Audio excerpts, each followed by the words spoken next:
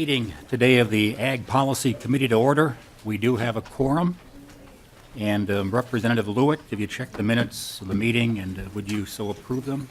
Mr. Chair, I'd move the minutes as presented. Minutes of the March 7th meeting, all in favor say aye. Aye. Opposed, same sign. Motion passes, minutes are approved. Thank you. Busy day today, a lot of committees meeting, and because of that, trying to get people in here when they can, because of scheduling with other committees, we're going to hear Representative Torkelson's bill first this morning. It deals with buffers, a favorite topic in greater Minnesota. And Representative Torkelson was just here. Yeah, there he is. We're going to call down House File 1994. Bill that deals with buffers. And good morning, Representative.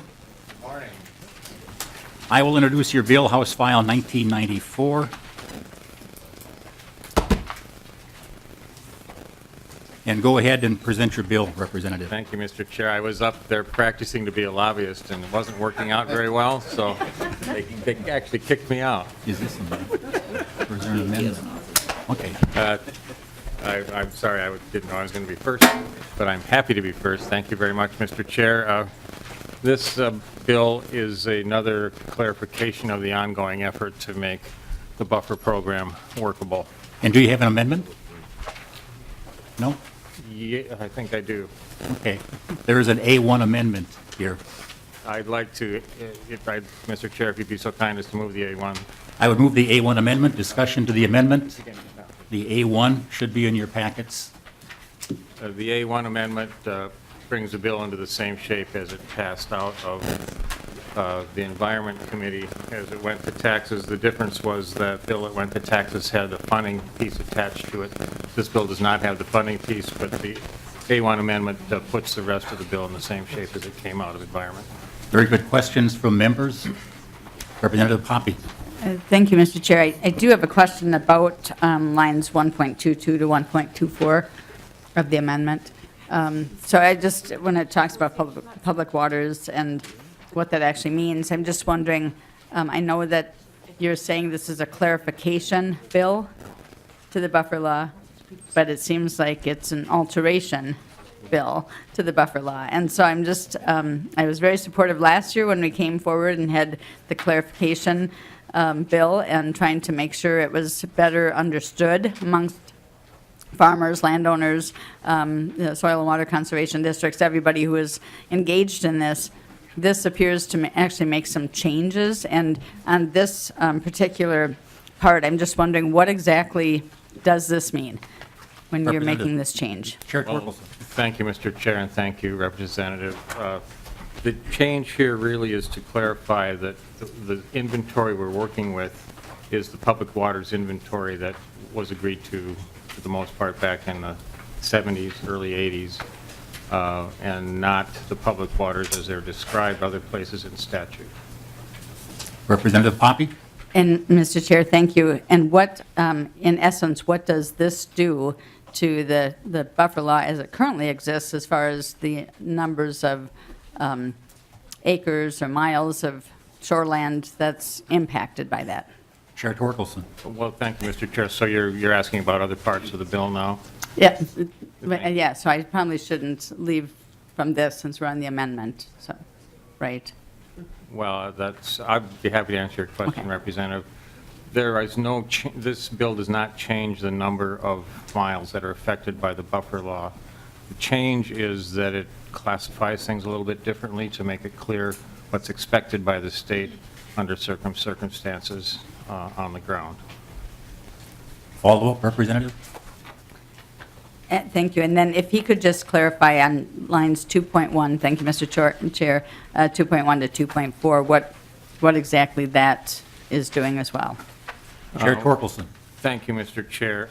Earlier in the bill itself, we deal with the APO authority. APO authority is Bowser's penalty authority. In the original bill, we had decided that it was a good idea to offer a limited APO authority to counties that take jurisdiction.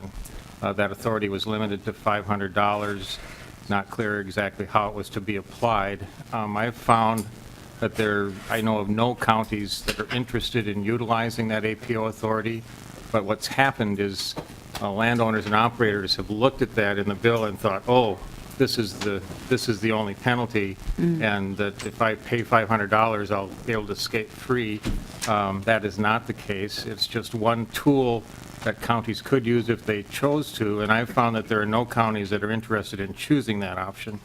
So this eliminates as an option for counties, mostly to make sure that landowners and operators understand that that this APO penalty is not how this is going to be operated by a county. Counties have their own tools available through ordinance to work with landowners and, if necessary, apply enforcement measures to those landowners. Are we okay? I'm okay with the amendment for Okay. so far. So with those clarifications, all in favor of adopting the A1 amendment, say aye. Aye. Opposed, same sign. No. The amendment is adopted. Chair Torkelson, then to your Bill 1994 as amended.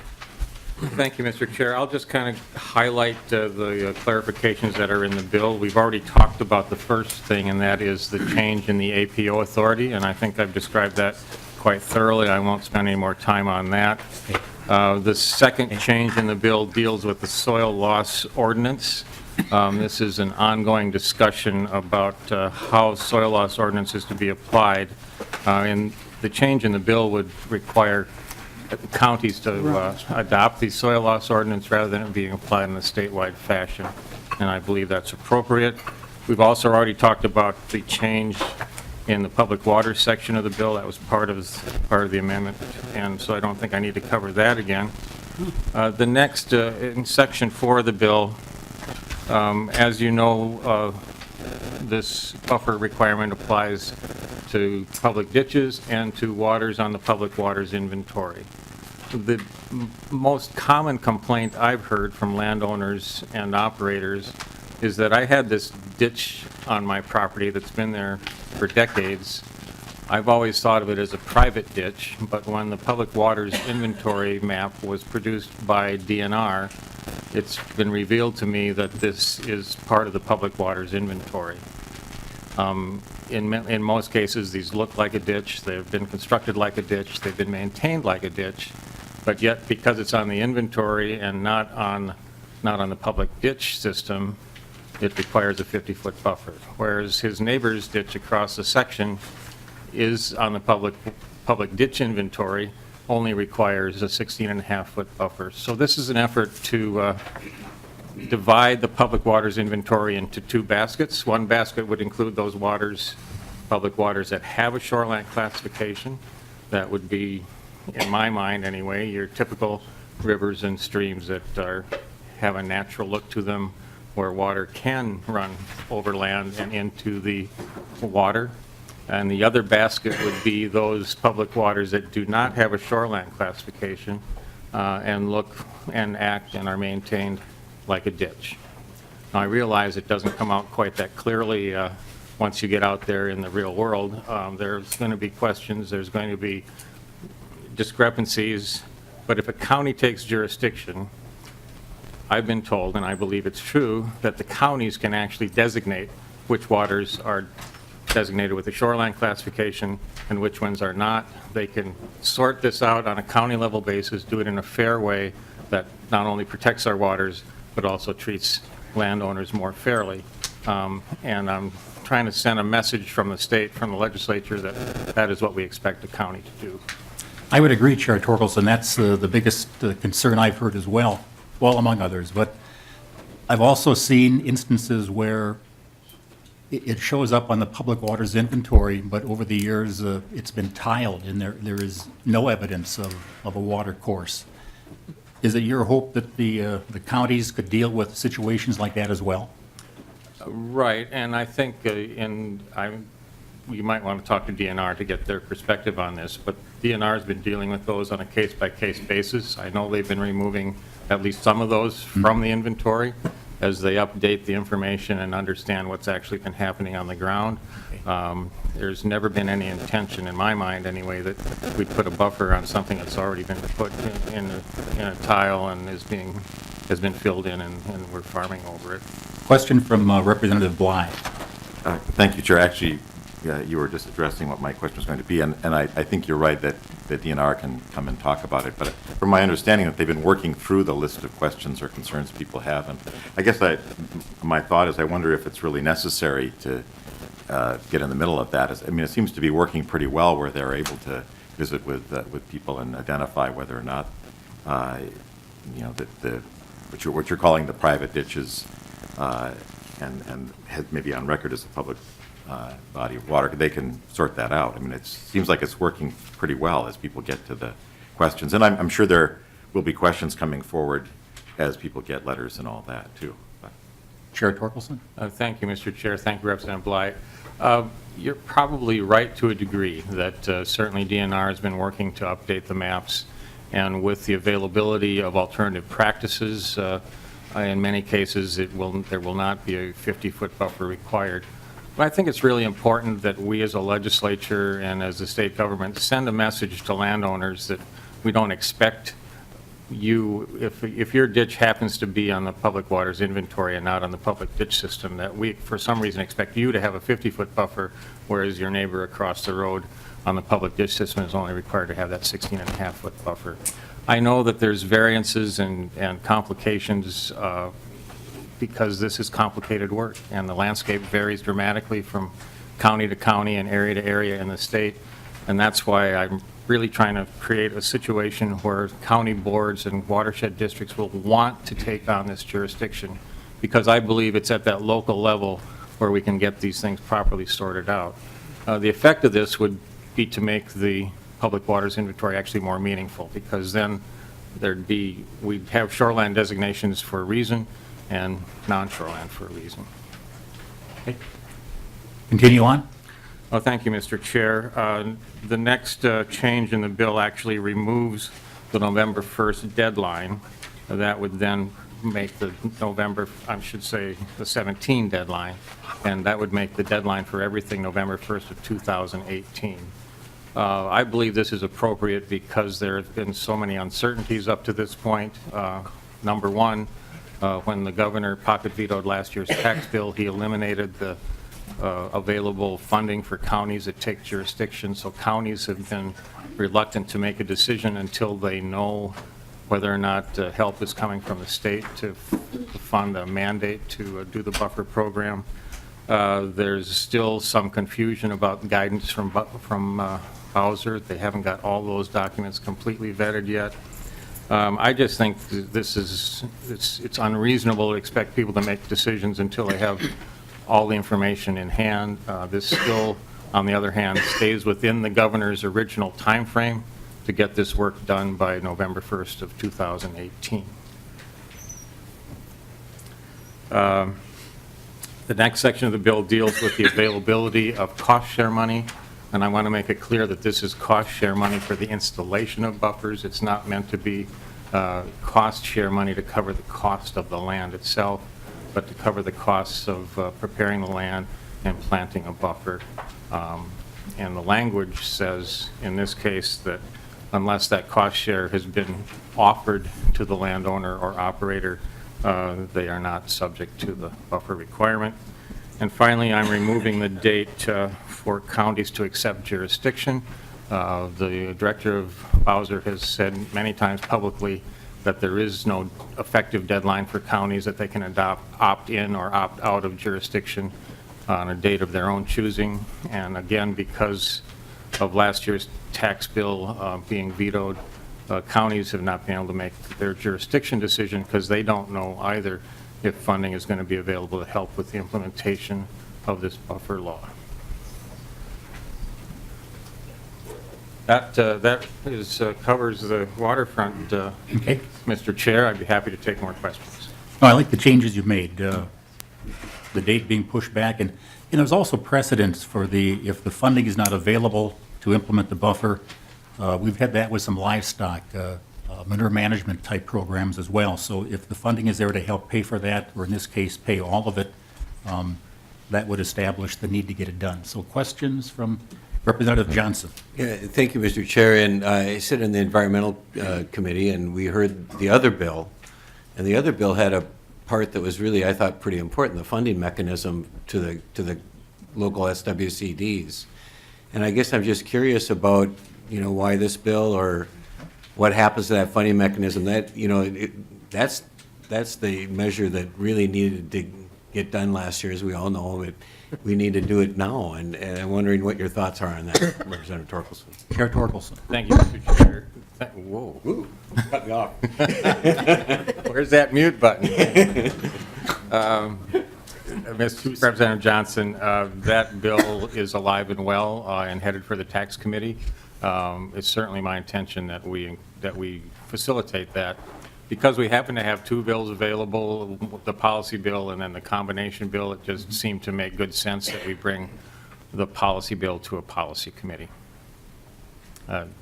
I'm full support of the funding side of this and expect it to happen. Yeah, this part of the bill is what I wanted to hear in this committee, the policy aspects of it. The funding is up to others, so that's why we are hearing the 1994 bill here as well. We have some testifiers. If there are no more questions from members, Bowser and DNR, if you want to come down together and give your testimony. Then we have Mark Tenite and Trevor Russell on deck. Good morning. Identify yourselves and proceed. Good morning, Mr. Chair and members. Angie Becker-Kudelka, Assistant Director with the Board of Water and Soil Resources.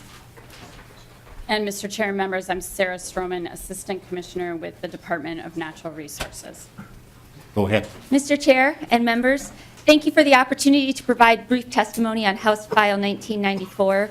We appreciate Representative Torkelson's work on this topic over the past couple of years and know that buffers has been a topic among many committees. In the last several months, Bowser has attended well over 30 meetings around the state, and local soil and water conservation districts have been proactive in their outreach for how to implement the buffer law. Events like Wilkin County's SWCD's Burgers and Buffers to walking the fields with landowners, soil and water conservation districts have been implementing the buffer law, and the results are showing good progress. And while this bill doesn't include the riparian aid piece that Representative Torkelson mentioned, it's also supported by the governor and will enable compliance and enforcement of this law to be administered locally, which has been the intention of the law all along. We wanted to share briefly our review of this proposed language. So first, removing the APO penalty takes away an option from counties. Leaving it in does not require them to accept APO or that administrative penalty order. It just simply provides another option. We have been approached, Bowser has been approached by 2 counties who are interested in this option and learning more about it, seeing if it fits for them. This language then would take away that ability for them to have that option. In Section 5, Subdivision 7, that is the proposed language of corrective action that would require 100% cost share. That would add an unknown fiscal commitment and potentially decrease the effectiveness of this law. In Section 2, Subdivision 1, the soil loss guidance, now the proposed language reads that it would only apply to counties that adopt a soil loss ordinance, which changes previous legislation and may impact mechanisms of citizens who would then be interested in soil loss, and as it impacts them, their abilities to move forward with their issues at the county level that have not adopted an ordinance. We believe that the date issue is already addressed in the current law. So the date issue right now, if a landowner applies for any sort of financial assistance at a state level or at a federal level, they automatically get a waiver that takes them to November 1st of 2018. So that's in current law, and we feel that current law then covers that. So and this is for public waters, that covers that until the 2018 deadline that is also on public ditches. So finally, we've been working very closely and cooperatively with other agencies, with counties, with watershed districts, and with soil and water conservation districts in the implementation of this law. And we look forward to the continued work to make this happen. The forward progress has been great as they've been doing their inventories and work. These are the right people to be doing this work on the ground locally where it's happening. Thank you. Thank you. Questions from members? Representative Lewitt. I'm curious why we would have to get a waiver then if you started out the conversation on dates that it's all taken care of by the existing language. I would suggest that the people out there have enough to do without having to come back and formally request a waiver by simply getting rid of that 2017 date. That just takes one more load off of the people out there who are trying to do this. Comment. Mr. Chair, members, I'm sorry, I wasn't sure if there was a question. Repeat it again, Representative. Very specifically, why are you going to require the folks out there to get a waiver to push this out one more year? You started the conversation out about the dates as if basically no big deal. But then you said a waiver. That requires an application. That requires people to meet. That requires people to wait until they find out whether they got the waiver. Frankly, that's not helpful. Mr. Chair, Comment. members, thank you for that comment, and thank you for explaining further. So right now, the date of November 1, 2017, we believe, as working with soil and water conservation districts and their work on the implementation, that this is possible, it's doable. The amount of preliminary compliance right now that the soil and water conservation districts have done has been really high. There's each county, some counties are reporting well over 99% compliance already. Other counties, in the 80s, there's some that are in the 50s and 60s. So we believe that date is, for public waters, works and doable. And if a landowner decides that date, if they've decided by that time that they want to apply for financial assistance, so if they're applying for financial assistance for something else, state cost share, something else, that simply gives them the mechanism to say if there's maybe money not available, if they're going through that application that's separate from the buffer law. So if they want financial assistance, that automatically gives them the 1-year extension. And so that's the difference, is if they would be going in for the application for something else. It wouldn't be for the buffer law. It would be if they want cost share, if they want financial assistance. So that would be what they would be going in for, and that would get them the waiver of the year. Follow-up question. Well, I like the word automatically get the waiver, but I'm not sure how we automatically get the waiver. I still, again, this is an additional burden, and it's going to hinder the project. And I realize there's a lot of great things going on out there, but we're focused on the folks that are not on the other side of the ledger. And so again, somebody's got to stick up for that 1%. Okay, comment or just move on? Okay. Oh, a question from Representative Johnson. Thank you, Mr. Chair, and my questions relate to the alternative practices, which is an opportunity where buffers don't make sense. And I said over the last couple of years that, there's many places that we know where a buffer doesn't make sense, and we don't need to describe those, but I think that's well acknowledged, and the law provides for alternative practices. I know that there's the list in, the law refers to the NRCS Field Office Technical Guide, and the list is fairly extensive in there as regards potential alternatives. But when I talk with farmers, they're actually trying to implement this law. They're working at it, and they want to do it right. And that doesn't surprise me, because that's the way they farm. And so they look at that list and they go, well, would that be the right practice, or would this be applicable? They have questions about that. And so I say, well, I encourage them to talk to the SWCD office and, on and so forth. So my question for you is then, is there capacity out there to help those farms, kind of farm by farm? I think this, when we're talking the alternative practices, I think there's value in going farm by farm. And it could really yield some good benefits for water quality and make this law make better sense to farmers. Is there capacity? Could you comment about what that response is and can be for farmers who want to do it right, who need that help to determine the alternative practice? Ms. Goodell, go ahead.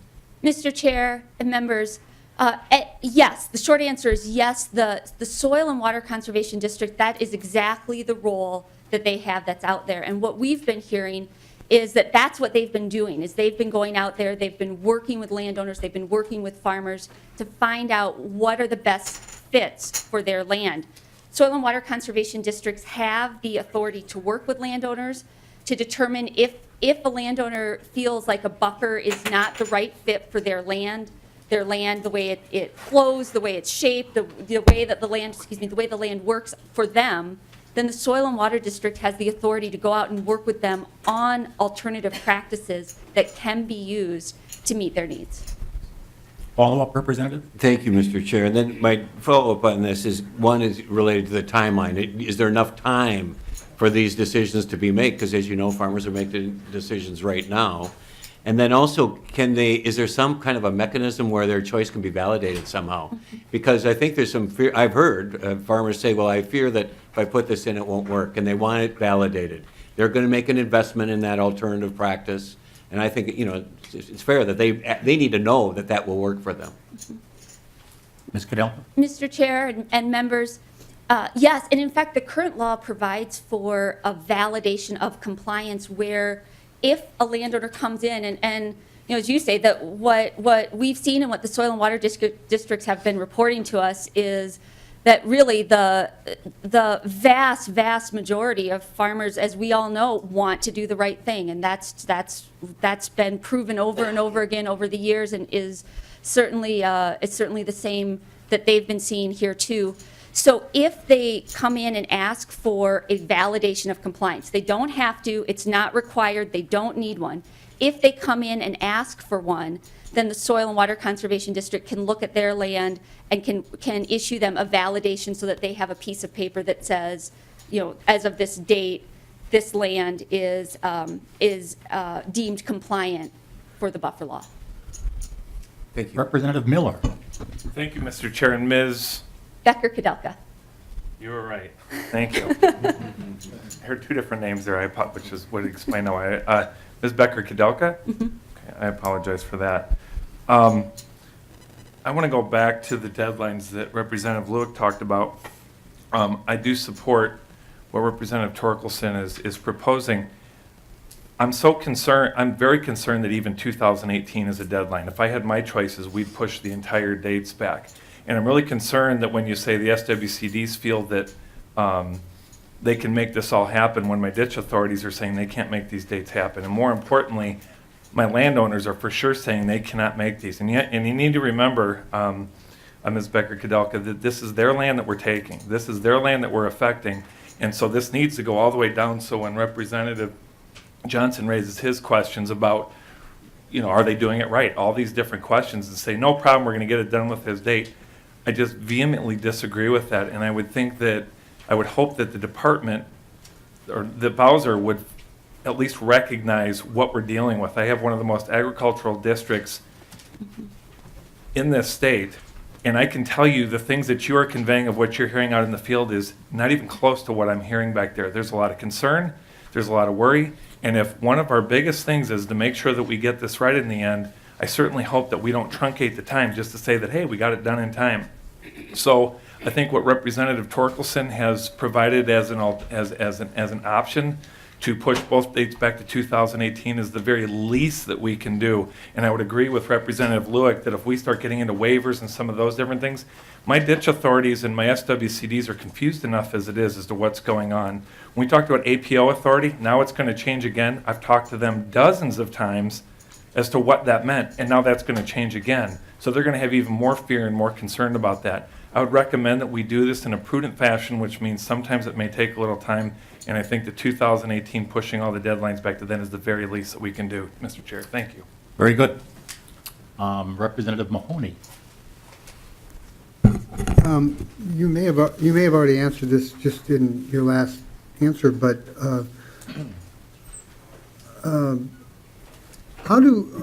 who's tracking what's being done? So if you get a waiver, or are you alternative practice, kind of like alternative fact, hopefully not.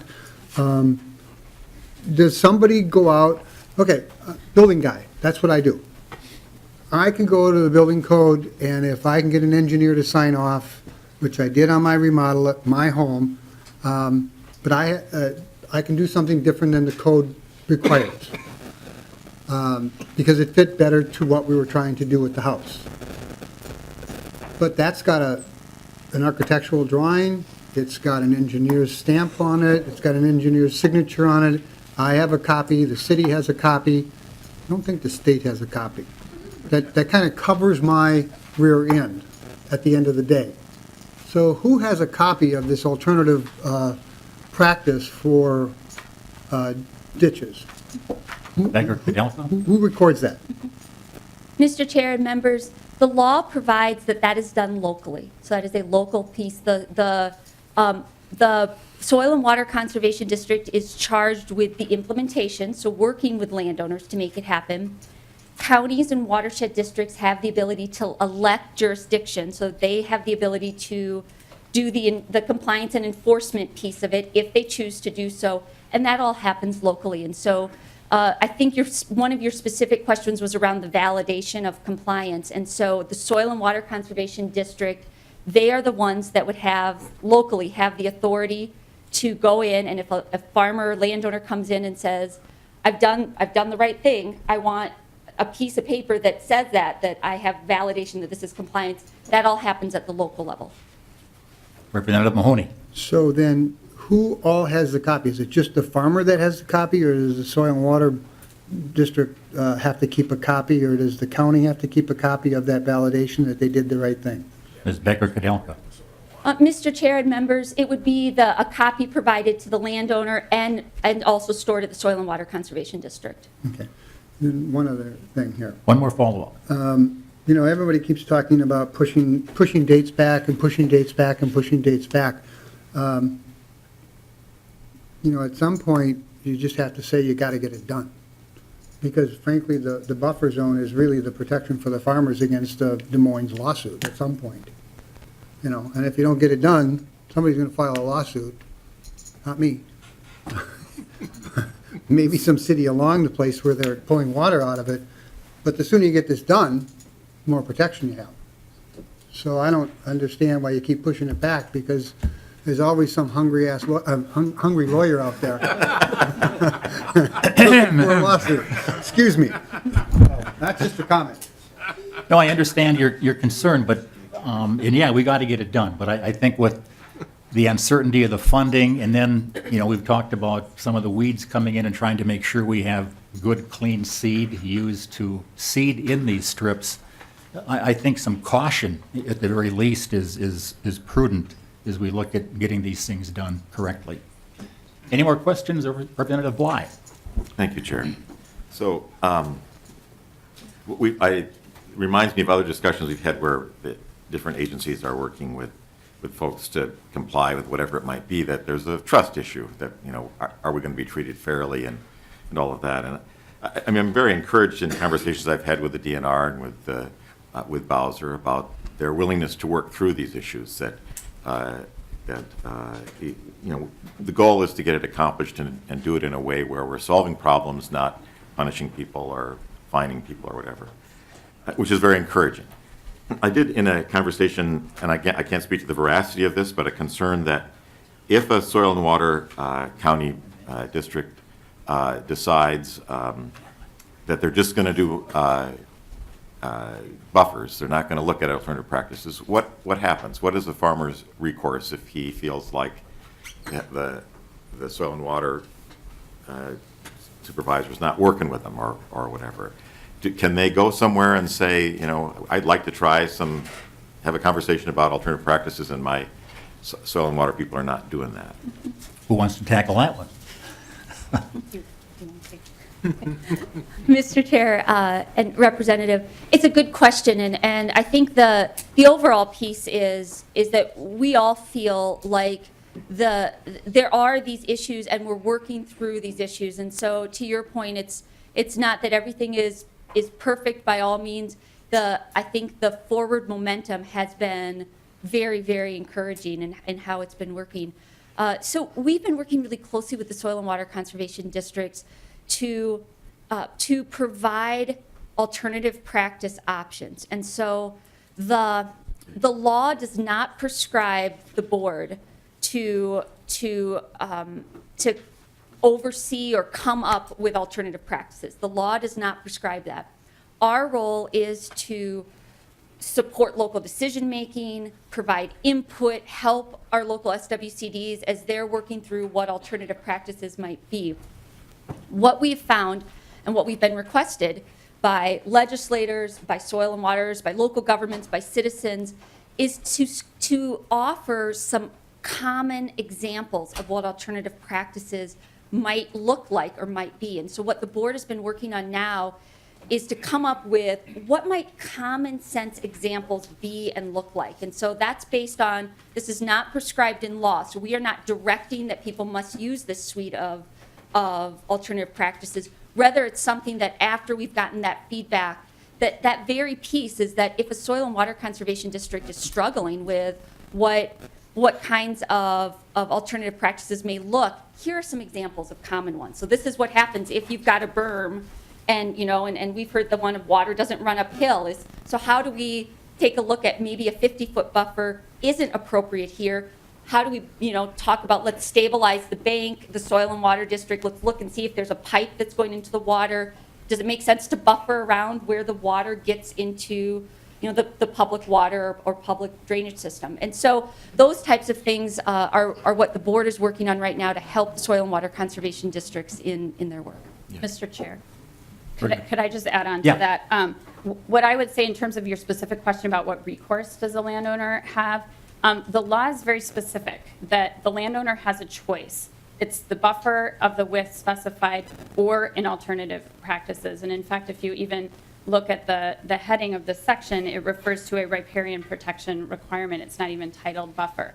So they can choose to go to the Soil and Water Conservation District to get a validation. They're not required to do so under the law. So, you know, I think the recourse is if the Soil and Water Conservation District said you don't have a buffer, you are out of compliance, as that got forwarded to the county watershed district, or, you know, in the rare cases that Bowser might be the enforcing authority, the recourse is they are compliant with the law at that point. And so I would find it difficult to believe that at that point the county, the watershed district, or Bowser would find the landowner out of compliance under the terms of the law. Thank you. Very good. In fact, just. Okay, one more follow-up. Just a little comment, having worked with my soil and water folks and farmers, I know they do a very good job in exploring different options as farmers run into different problems. So I know it can work. Yeah, thank you. Let's hear from the DNR. All right, thank you, Mr. Chair, members. The Department of Natural Resources would reiterate the comments made by Bowser on the whole bill, so I'm not going to repeat all of those. I'm going to focus on the specific sections of the bill that relate to the Department of Natural Resources. And again, our primary role in this effort is to develop the map that demonstrates the water bodies, where buffers are required, and what that buffer width is. So specifically with Section 4 of the bill, which is the section that makes the change on public waters of taking those public waters that do not have a shoreline classification and removing them from the 50-foot category and instead placing them in the 16.5-foot category, we do have some concerns with this change. First of all, it's important for us all to understand that category of watercourses without a shoreline classification includes both natural watercourses as well as altered watercourses. So while the emphasis is on these private ditches that are also public waters, it does also include natural watercourses. We have no easy way to distinguish between the two without a lengthy research process. So that creates some issues. What this does in practice in terms of what is getting a buffer requirement on the ground is that it has the potential to remove 48,000 miles of buffer from that 50-foot category and downgrade them to the 16.5-foot category. Another way of looking at it is it's about a 70% reduction in the watercourse miles that are currently mapped as 50 feet. So again, I want to be clear, they're not being removed from any buffer protection, but they are being removed from the 50-foot buffer to a 16.5-foot buffer. The other thing that I would just point members to, and we did distribute a handout. What this handout does is provide the data from the DNR's comment process on the map. So just to be clear on the process, we issued a preliminary buffer map last March. We issued a, what I will call a field-ready buffer map in July. And then we had 2 scheduled updates after that, one in November and then one here just a week ago. And throughout that entire time period, we took comments on the map.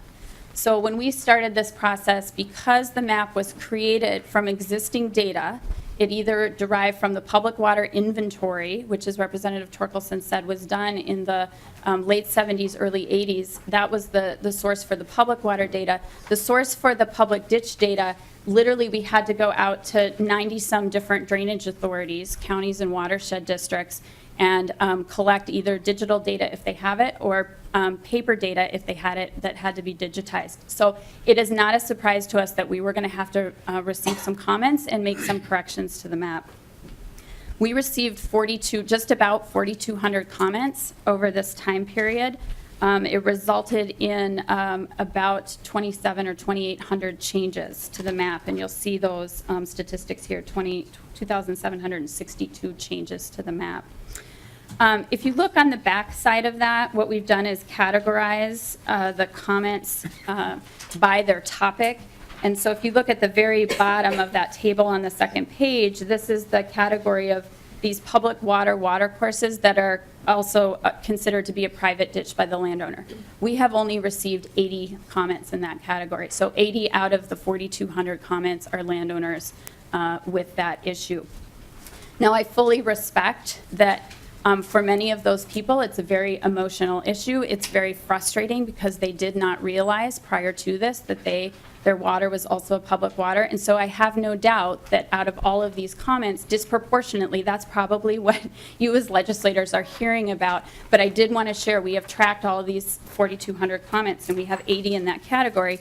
And so as we look at this, we have a very blunt tool being proposed here to address a very small minority of comments, and we think that the provision in the current law that allows all of these landowners to use alternative practices to put in something that is less than a 50-foot buffer is very doable, given this number. And I'm sure there may be some more out there that we find, but again, we're in a very small category here. So I'd be happy to answer any questions about the map of the comment process. Questions from members? Seeing none. Oh, Representative Johnson. Thank you, Mr. Chair, and my question relates similar to the question I asked Ms. Becker-Kudelka, and that is that timelines count on this. There are still pending cases. We're all aware of those pending cases, and when can we anticipate those cases to be resolved? And obviously, can they be resolved in time for the farmer to be able to make the decisions they need to make, whether it be respective to alternative practices and or choosing to put in the buffer? Go ahead. Mr. Chair, Representative, that's a great question. If you look at the data on the comments by disposition, so out of the 4193 comments, there are 47 of them that are still open. Just 7 of those are requiring field review. Those are the more intensive review. So we're down to a very small number of the comments that we've received that are still open, and we will have those done well in advance of folks needing to put in buffers. I do want to be clear, we are not cutting off comments because we don't want anybody, if they have failed over this time period to come forward with a comment, we will still take those and we will still process them. But I will tell you that comments are what was sort of a flood in the beginning has slowed to a trickle because a lot of those people did come in early after the maps were first released. Representative Miller. Thank you, Mr. Chair. I would encourage you to encourage the SWCDs to talk to the people, because in my district alone, I've had 3 people that have come to me who have said they have concerns about the classification for their waterway, and they've gone to the SWCDs and they've said, well, you can make comment, but it's not going to change now, so you might as well just forget about it. So that list that you have, there's many more behind that you're just being told don't talk about it and move on. So as we move forward, if the DNR truly wants to make sure that we get all this right, which I believe you do, okay? Make sure that it's abundantly clear down into the ditch authorities and the soil and water conservation districts that people still can express their concerns, because we have this, it might be truncated and gone to a trickle because there's a lot of people who think they have nowhere to go. One of the biggest questions we get is if we still, Representative Johnson, I think, alluded to this. I apologize if it wasn't him, but we have people that still have questions that feel that aren't being answered by the SWCDs, and I'm not here to criticize them. I'm just saying that if they feel that the SWCDs aren't giving them the proper answers, we ask the question, who can they talk to after that? And I kind of heard, well, work with it with the SWCD. That's fine. So I'm asking the two departments to make sure to make it abundantly clear to the SWCDs that if people still have concerns, that they have the ability to go to talk to the DNR about it. Thank you. Mr. Chair, members, I think that's a great suggestion and absolutely a great follow-up for us to do.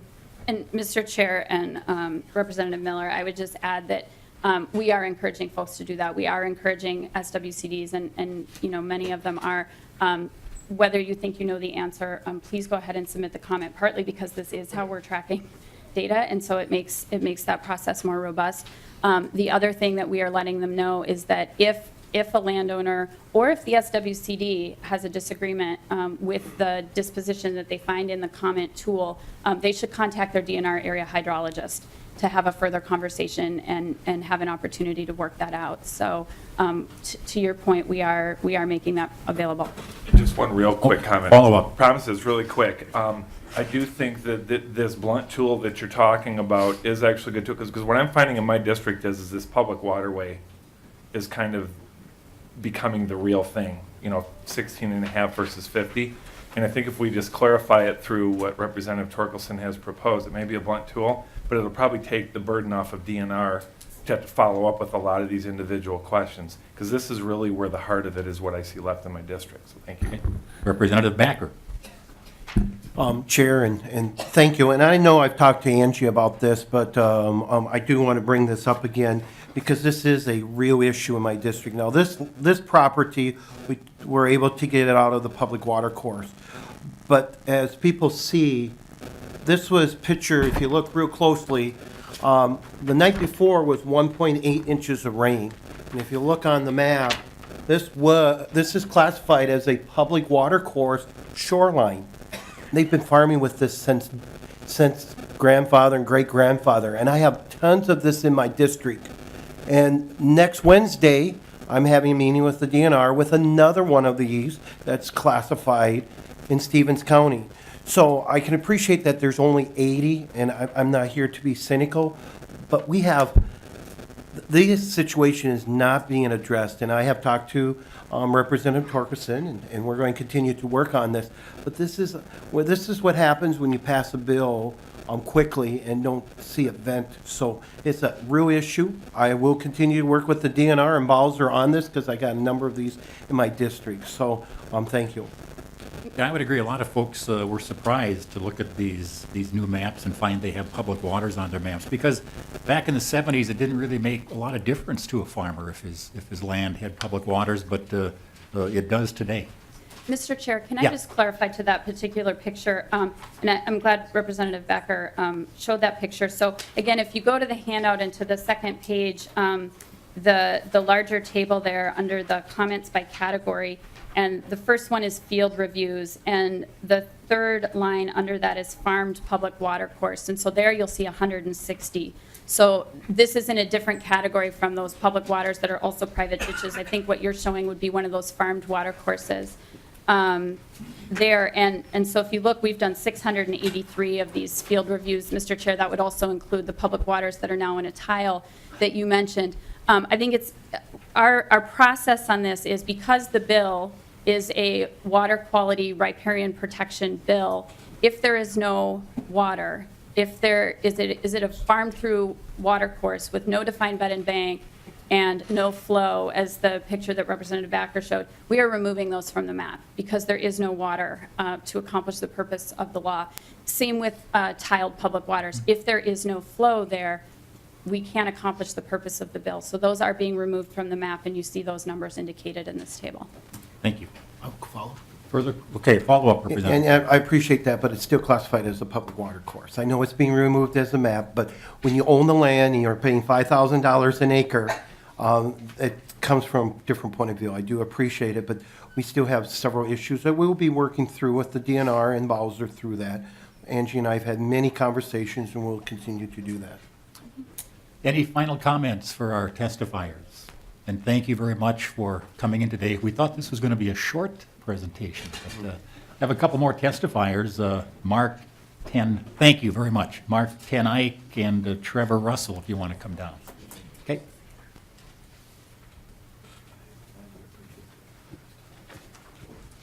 We hope you could put off your meeting, Chair Torkelson. Okay. Go ahead and identify yourselves, and let's hear your testimony.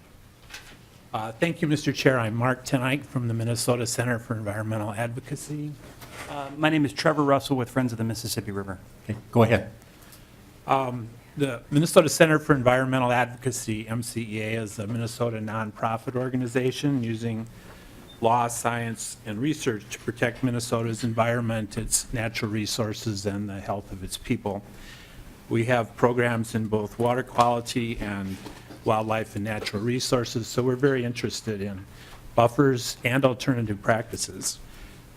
We have over the years worked with the agricultural community to find ways to do flood damage reduction and to do drainage in a fashion that will accomplish the producer's goals as well as improve water quality and wildlife habitat. We were founding members of the Drainage Work Group, which is stakeholder sort of thing, looking for consensus solutions to some of these water quality and wildlife issues. So 50-foot buffers filter pollutants, and they provide corridors for wildlife. So we're, I'm going to say it again, 50 feet. 50 feet is really kind of the bottom edge of what you need to accomplish wildlife and water quality benefits. The 16.5-foot buffers are largely a ditch maintenance feature. And just before I address the policy concerns we have with this bill, I want to say we strongly support the funding to the counties and the watershed districts to implement and enforce the 2015 buffer law. And we agree with what's been discussed this morning and in other committees that very often an alternative practice is a better solution than a buffer. So we're involved in talking to Bowser about the alternative practices, and we really think they may be where the biggest gain can come in many instances from the buffer law. But we do have, I think, 3 or 4 concerns with the policy pieces, and really the 4 concerns with House File 1994. The first addresses what DNR talked about. Losing 48,000 miles of buffer is a big concern. Moving it from the 50-foot category to the 16.5 is really a monumental change. To go from 70 or 80,000 acres down, take 48,000 off of that is about a 70% reduction. So if you look at it that way, the House File 1994 will put us back with less buffer than we had in 2015. So this is not just a rollback of the 2015 law, it's a rollback that goes beyond what we had reduces what we had in buffer in even 2015. So that's a big concern to us. The other major concern we have that hasn't been discussed this morning is the requirement that a buffer is only required if it's funded 100% by state or local funding, and that corrective action is not in order unless a landowner has declined to accept 100% state and or local, state or federal funding. Not, I think I misspoke when I said local. Where the bill refers to state or federal, so it's state or federal funding. If you look at the history of water quality infrastructure in the state and in the country, it's been a public-private partnership, really. Some money private, some money public. I think the best example in this context is stormwater. Stormwater ponds are required of businesses and real estate developments in the urban area. And when those stormwater ponds are constructed, it's very similar to a buffer, and it accomplishes quite a few of the same purposes. In most cases, either the developer or the business, or in my case, I pay a quarterly charge for stormwater treatment in our area. So I just think that we need to think this through and look at ways to have it be a public-private partnership and not one solely paid by state or federal funding. Mr. Ike, I would interject there that even if the state or somebody paid for the buffer, the farmer is giving up the land. So wouldn't that be a substantial contribution on his part? It would be, and I guess that's a place where maybe some clarification is in order. That the testimony in other committees has been that cost would include the cost of the land, that the landowner would have to be fully compensated for the land in addition to the installation of the buffers. So there's a big difference there, and that's, yeah.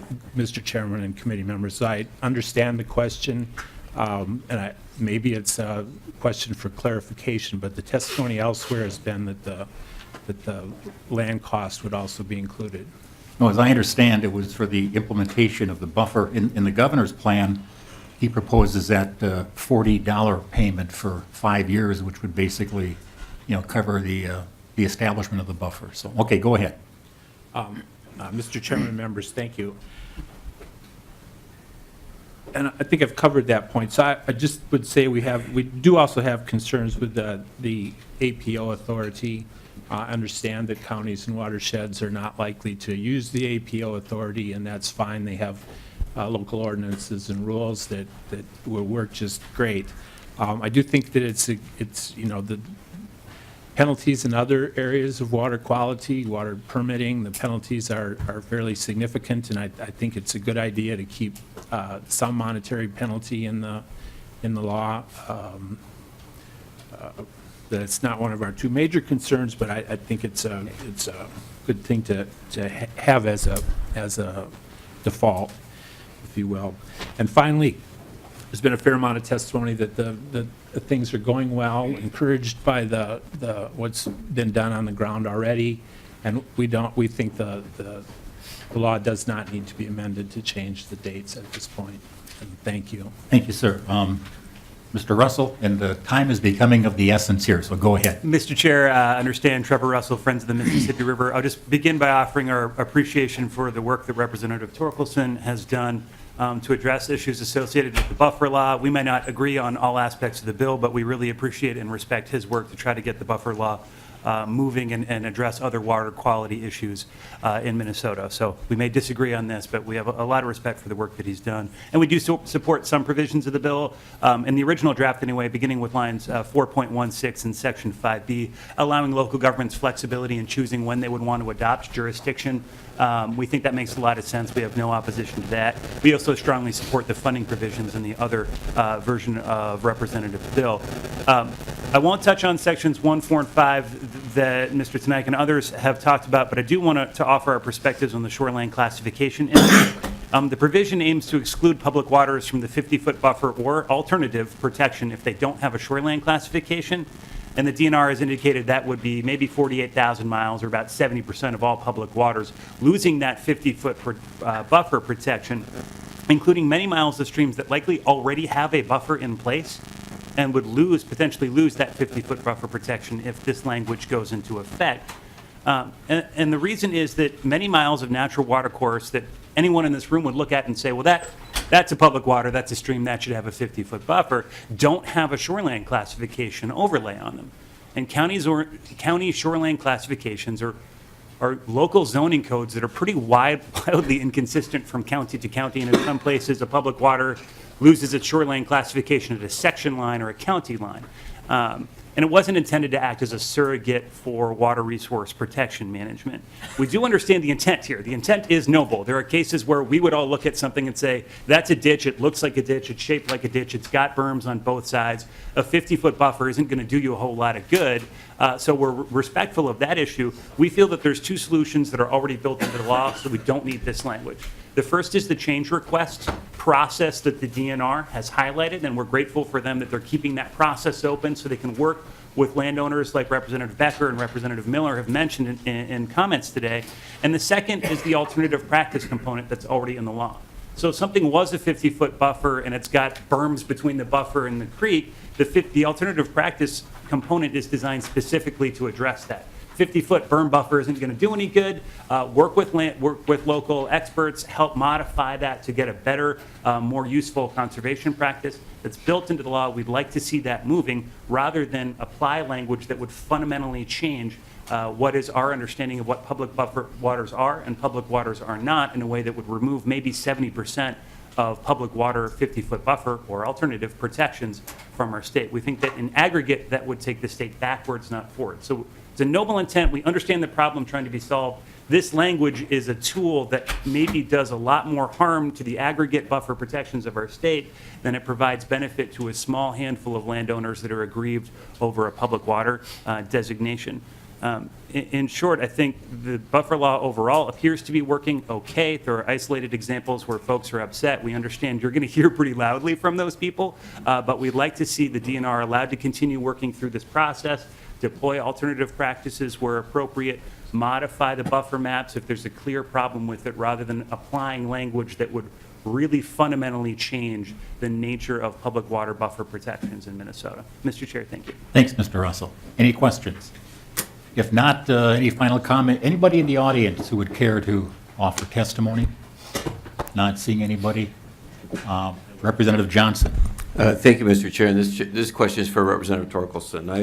I'm curious about the soil loss ordinance on 2.4 and 2.5. I heard a little bit about this in the ENR committee, and I want to make, how many counties have this ordinance? Chair Torkelson. Thank you, Mr. Chair. Thank you, Representative Johnson. I do not know. There has been an effort at Bowser to do a statewide ordinance, and I'm not even sure of the exact progress of that. I doubt that we want to delve into that right now because I know the chair is on a timeline. And I'd be happy to talk about this with you offline.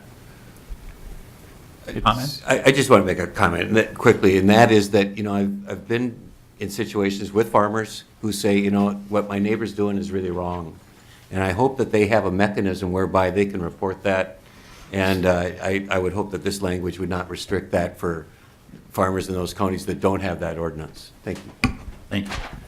Chair Torkelson, any final comments? Just a couple of quick comments, Mr. Chair. First, I would just highlight that as far as the APO authority goes, the successful counties that have already reached a very high percentage of compliance have done so without APO authority, so it certainly can be done. Second, I would just also reemphasize that this is a water quality issue. It's not a land grab. It's not a wildlife habitat establishment program. And the change in going from 50 feet to 16 and a half feet is not about, shouldn't be about we want to take more land out of production. It should be about water quality. That's what we should be focused on. And I'm happy to work with DNR and Bowser to continue to refine this process and make it as effective and fair as possible. Thank you for your patience, Mr. Chair. Nothing with buffers goes quickly. Very good. With that, I renew my motion that the House File 1494, as amended, be referred to the Committee on Environment and Natural Resources. All in favor, say aye. Aye. Opposed, same sign. No. The motion passes.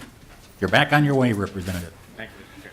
And again, I didn't anticipate this long on this bill, and we do have testifiers here from outstate on House File 1720.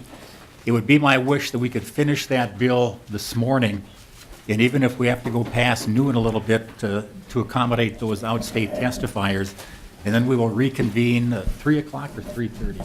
3:30 this afternoon in room 300 North to take up the ag policy bill. So again, trying to get all these things in deadline week is a challenge. So let's move to House File 1720. again, because we have testifiers here from, who've come a long ways, and we want to respect their time. And we will continue and finish this bill yet in our morning session here today. Representative Backer, would you like to move your bill? Yes, I move this bill that, thank you. I move that House File 1720 be referred to the Property Tax and Local Government Finance Division. I do also, Chair, have an amendment, and would like to move that. You have an amendment, the A17 to your amendment, Representative Backer. Yeah, it just gets it in order. We clarify the date of 2017 instead of having 2018 and 2017, and I have testifiers that will be talking about why we did that and so forth. So I'd like to get it out together. Discussion on the A17 amendment. If none, all in favor say aye. Do you all have the amendment, by the way? I think so. All in favor say aye. Aye. Opposed, same sign. The amendment's adopted. To your bill, Vice Chair, as amended. Okay, I'm going to be very brief so we can get the testifiers in. In 1992, there was a law passed that talked about how to assess for property taxes on ag containment. Long story short, it wasn't necessarily assessed correctly, and just in 2015, the Department of Revenue changed that on their guidance on how county assessors should assess it. That created a lot of challenges, especially in smaller communities, where what we were doing was shifting property tax from ag containment to seniors and other people in the community. So we were just distributing that burden to other people. I have been working with all the stakeholders for well over a year and a half. I mean, several meetings, and we did come up with this language that we agreed upon last year. Now that we do have some of the stakeholders, not necessarily, you will hear testimonies today that would will not support the language, is my suspicion, and they'll tell you why.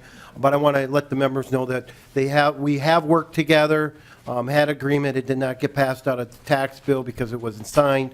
So with that said, I'm going to turn over to testifiers so the people can testify, and thank you, and I can ask questions later. And we have quite a list. First up, Kelly Pearson. Is Kelly here? And then Jenny Hazelton? Oh, I'm sorry. Yeah, Kelly, come on down. Then we have Gary Carlson and Jenny Hazelton. And again, we want to respect those that have come in from a long ways away, so we try to get those folks up here first. Go ahead, sir, and identify yourself and proceed. Mr. Chair, thank you for the opportunity to speak here. Before I get started, I also want to thank the companies that are here also, the chemical companies, for being part of our community.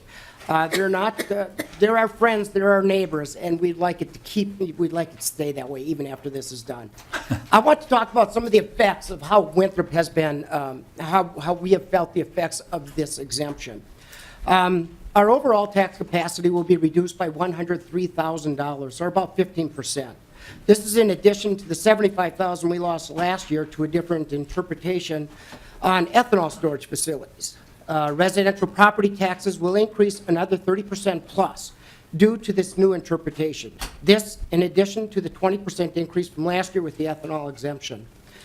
The city will have to levy an additional $35,000 in property taxes per year through 2025 to cover the debt service still owed on improvements to our industrial park, which should have been paid through tax abatements by these companies. The additional reduction in tax capacity could adversely affect our A+ credit rating, which costs us more money in general obligation bonds. The city has invested over $1 million in improvements to our industrial park to meet the needs of the existing companies and also to bring industry into town and help increase our tax base and ease the tax burden on our residents. We rely heavily on our ag partners to substantiate our taxes. Shifting this tax burden from the industrial park will have a devastating effect and has had a devastating effect on the 1,400 residents who live in Winthrop. Median hourly wages average $12 to $15 an hour. and a substantial increase to our property tax will have residents possibly moving out of town. Our industrial park will end up creating the exact opposite outcome of what we intended when we began improvements. I think it is unfair to shift that burden to the small businesses and residents who call Winthrop home, and give relief to the bigger corporations who are more able to afford to pay the taxes. We all want to be good neighbors, but this will only create more hardships for our residents and make it much more difficult to entice people to move to Winthrop. This year alone, we had to cut our budget. We cut $75,000 out of our budget. That is a lot for a small town. We also put off hiring a full-time police officer, which we had anticipated and had budgeted for previously. We have higher expenses when it comes to our fire department and ambulances so that we are prepared to handle any type of a chemical fire, which could be dangerous. We've had to actually cut some of our capital expenses in our fire department for replacement of various trucks and equipment that would be used to fight this. Increased costs for infrastructure maintenance due to the larger trucks. I don't know if you've ever seen the trucks of the size of the actual trucks that the applicators that go into the fields, but they're quite large and they do some damage to our local roads or in the city. These companies have not taken advantage of this in 25 years. They've never used it. We have worked hard to bring businesses into our community, have invested millions in the process. So please do not penalize us for our efforts. We've worked hard to get them there, and we'd like to stay there, like them to stay there. We're asking that those companies pay for their fair share of the cost to this community. This will affect many, many of our constituents, and your constituents actually also, in a very adverse and painful way, and that is through their checkbook. So that is if this is not corrected. So I hope that you do take a look at this and that this is corrected. And I'd like to, again, thank you for your time. Turn it over to Jenny. Thanks, Mr. Pearson. And any questions for either he or Ms. Hazelton? Any comments, ma'am? Chairman, I would just like to say that I can't stress enough how important this repeal is to the citizens of Winthrop. This has hit our businesses hard with increased taxes, and we also have a considerable low-income population who have been affected. I have been communicating with many of the other cities impacted by this and keeping them up to date on the progress.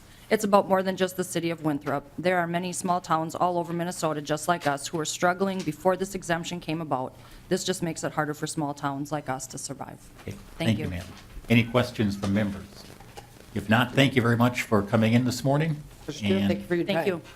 We have Gary Carlson. And on deck, Bill Bond and Craig Mauer. Good morning. Mr. Chair, members, my name is Gary Carlson with the League of Minnesota Cities.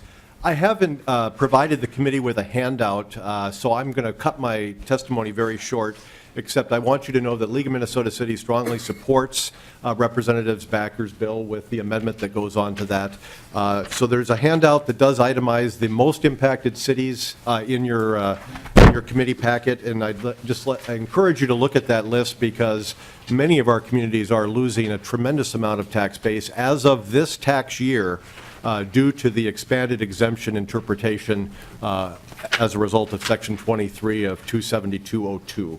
So we encourage your support for the bill, and I'll stand for any questions. Thank you. Questions? If not, thanks for your brevity. Bill Bond and Craig Mauer next, and then we have Patrick Murray, and then Dan Whitman. Thank you, Mr. Chair. My name is Bill Bond on behalf of the Minnesota Crop Production Retailers, and I have with me a board member as well, Craig, who I'll introduce in a minute. We just, first of all, I want to respectfully thank Representative Backer and other legislators that have worked very diligently to come up with language that would be acceptable to all the parties. We do not support the language as it will be amended or as it stands. Our perspective on this is long. In 1992, the state of Minnesota decided it was good public policy because of the federal and state required containment, primary and secondary, for these chemical facilities that they should be exempted from property tax assessment. We found years later and prompted a bill in the other body that would eliminate this exemption, primarily because the assessors apparently didn't understand the exemption. It wasn't applied in many, many counties. The apparent solution seemed to be, let's eliminate the exemption. We think that was unjustified and unfair. The Department of Revenue clarification simply made every assessor aware of what the law said, and we think that's appropriate. We've handed out for you a packet, and essentially it points out the tremendous effort across the country that our industry, primarily farmer-owned cooperatives, have gone to make sure that their facilities are safe and that we have trained many emergency responders, and many of them, in fact, serve on the local fire departments that respond to these emergencies. And that brings up a case in point. You may have heard of the recent tornado in Clarks Grove, and we have here to talk about that and give you a couple examples of why this containment is important, not only for liquid chemicals, but for fertilizer that is in solid bulk form, that when water hits it becomes a EPA-defined hazardous waste. And so with that, Mr. Craig Maurer. Go ahead, sir, your name and then proceed. Hi, my name is Craig Maurer. Thank you, Mr. Chair. I'm a board member for the Minnesota Crop Retailers and also work for Central Farm Service as an operations manager. Monday afternoon at 5:30, we were hit by a tornado, and it's really amazing that we were talking about the same thing here. What happened there, we lost, well, that whole facility is totally ruined. And if you look through the pictures there that you have, you can see what containment does as far as the difference of losing that holding the containment water on the facility and what it does for you and why we build these facilities to contain those types of things. The first picture is dry fertilizer. You can see where rainwater has hit that and it's starting to melt down. That facility right there, we lost about 150 feet of roof on that building there, and we got the rain in there. The second page shows what the rainwater is and why it's contained, all the debris from the tornado and everything that happened there, and that containing that rinsate water, what you want to call it, or rainwater that's mixed in there, and containing that so it's not runoff and not going into ditches and ponds and stuff like that. And the third picture is also a picture of what runoff in there from the storm, the water, and it's contained and not running down into ditches and streams or a city waterworks or stuff like that. So we need containment in these facilities. We need to roof them, and we need to protect our environment by doing that. The agriculture community, as retailers, we want to do that, and we've spent the money to do it. We're following the law, and we want to meet those goals and contain our safe environment that we have right now. So, Mr. Maurer, these are from Monday's storm? Yes, it is. Hopefully nobody hurt?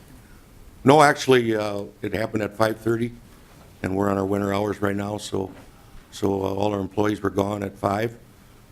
It's very catastrophic what happened there. We're still in cleanup mode, and this facility will probably take 2 years to put that back into full operations. So good luck with that huge job you have ahead of you. It's a very large undertaking, and it's after we get through insurance and everything else, it'll be a shortfall for us. I know that. But thank you, sir, and appreciate the chance to talk. Yeah, thank you for coming up today. Any questions from members? If not, again, thank you. Patrick Murray and Dan Whitman on deck.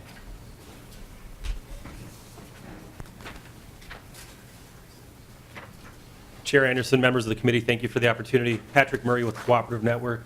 Cooperative Network is a two-state trade group of cooperatives of all kinds in Minnesota and Wisconsin. We represent over 400 members. And the reason why I wanted to get onto the record, I wanted to dovetail some of the comments that were made by Mr. Bond and Mr. Maurer, and to let folks know that we want to continue to work on the legislation here with Representative Backer. We appreciate the Vice Chair's work on this issue over the last several years. However, we feel that the way the language is written right now, it very much narrows the scope of what would be exempt. And when you look at it from the co-op's perspective, You can look at it from a taxpayer's perspective as well, but the co-op is one of the larger job providers typically in the community. They pay payroll taxes, they pay property taxes, and a lot of folks that work at the co-op are taxpayers as well. So we look at it as a potential affront on having this exemption for the facilities that those folks have in place and that are required and mandated by law. So the last thing I would like to mention is the DOR's guidance document that was issued in 2005.